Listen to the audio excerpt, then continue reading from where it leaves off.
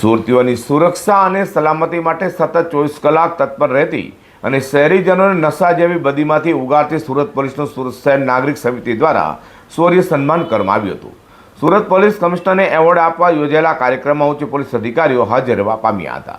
સુરતીઓ આરામથી જીવી શકે તે માટે સુરત પોલીસ સતત રાત દિવસ મહેનત કરે છે, ત્યારે આપણી સુરક્ષા અને સલામતીની દરકાર લેનાર સુરત પોલીસનું સન્માન અનેક સંસ્થાઓ દ્વારા કરાય છે। તો સુરતના કતારગામ ખાતે સુરત પોલીસનું શૌર્ય સન્માન કાર્યક્રમ યોજવામાં આવ્યો હતો। સુરત શહેર નાગરિક સમિતિ દ્વારા કાયદાની જીત અને જનજીવન સુરક્ષિત તે હેતુસર યોજાયેલા કાર્યક્રમમાં સુરત શહેરમાં અવિરત સેવા આપતા બહાદુર પોલીસ કર્મચારીઓને શૌર્ય સન્માન આપી તેઓનું સન્માન કરાયું હતું। તો સુરત શહેર નાગરિક સમિતિ દ્વારા સુરત શહેર પોલીસ કમિશનર અનુપમસિંહ ગેહલોતનો એવોર્ડ આપીને સન્માન કરાયું હતું। નાગરિક સમિતિ દ્વારા યોજાયેલા કાર્યક્રમમાં સંયુક્ત police commissioner, DCP, ACP, PI સહિતના ઉચ્ચ અધિકારીઓને પણ પુષ્પગુચ્છ આપીને સન્માન કરાયું હતું। આ સન્માન કાર્યક્રમમાં સુરત પોલીસ કમિશનર અનુપમસિંહ ગેહલોત દ્વારા જણાવાયું હતું કે સુરત શહેરના 90 લાખ નાગરિકોની સુરક્ષા માટે અનેક પડકારો પોલીસે ઝીલવા પડે છે।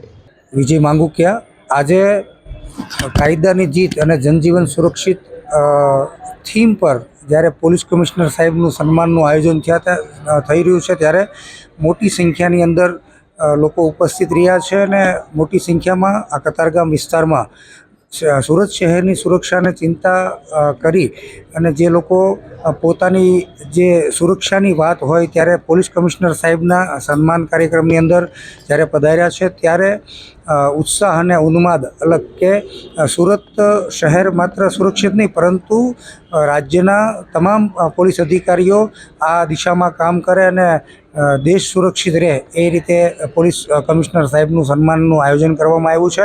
અને પ્રેરણા મળે કે સુરત શહેરના જે ગલી ગલીમાં જે રીતે અસામાજિક અને અનિષ્ટ પ્રવૃત્તિ કરનારા જે લોકો છે એમને મેસેજ પૂરો પડે કે હવે લોકો પણ જાગૃત થઈ ગયા છે અને પોલીસ પણ સતર્ક છે, જેથી કરીને સુરતને સુરક્ષિત બનાવી શકે। નાગરિક સમિતિના કાર્યકરોએ પોલીસ કમિશનર સમર્પણ, ઉત્તમ કામગીરીને વંદના તથા સન્માન આપવા વિશેષ કાર્યક્રમનું આયોજન કર્યું હતું। તો પોલીસ શૌર્ય સન્માન કાર્યક્રમમાં મોટી સંખ્યામાં ઉદ્યોગપતિઓ અને સ્થાનિક નગરજનોએ ઉપસ્થિત રહીને પોલીસના વધામણા કર્યા હતા।